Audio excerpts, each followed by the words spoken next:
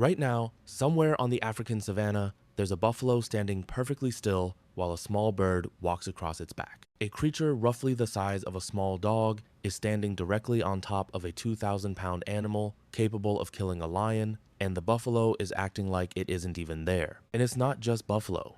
Rhinos carry the exact same birds across their backs without so much as a flinch. Even basking crocodiles, animals capable of the fastest bite force on the planet, let birds walk across their backs and sometimes near their open jaws without reacting at all. If you asked most people why, they'd say something simple.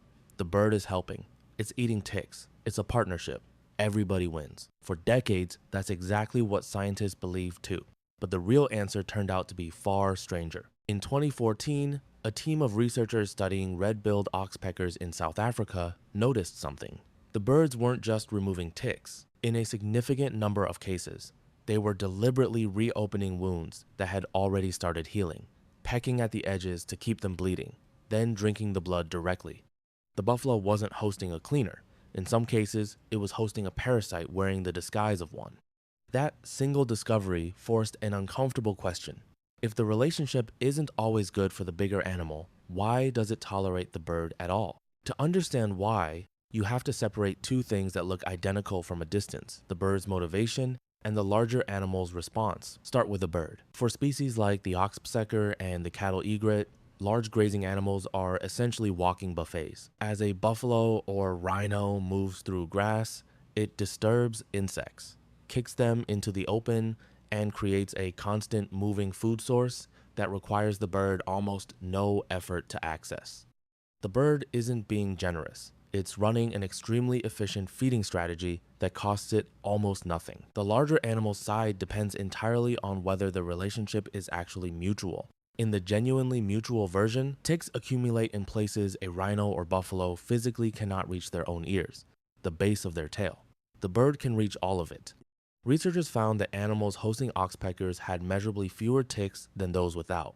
And in several recorded cases, oxpeckers detected approaching predators before the rhino itself noticed, alerting the herd through sudden, alarmed flight. But the 2014 discovery changed this picture completely. The wound-feeding behavior wasn't rare.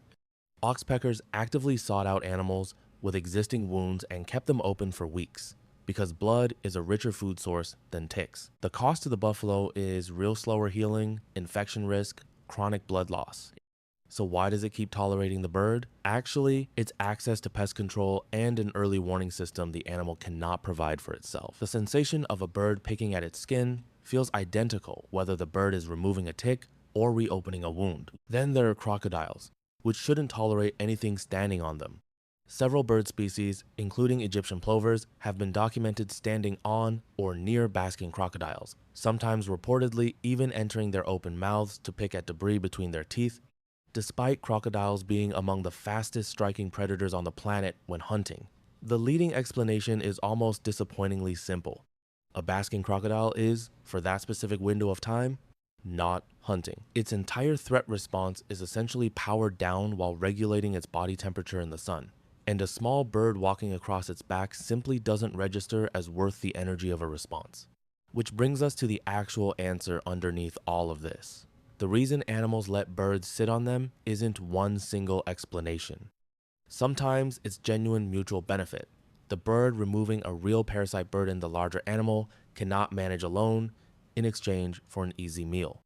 Sometimes it's one-sided convenience that costs the host nothing at all.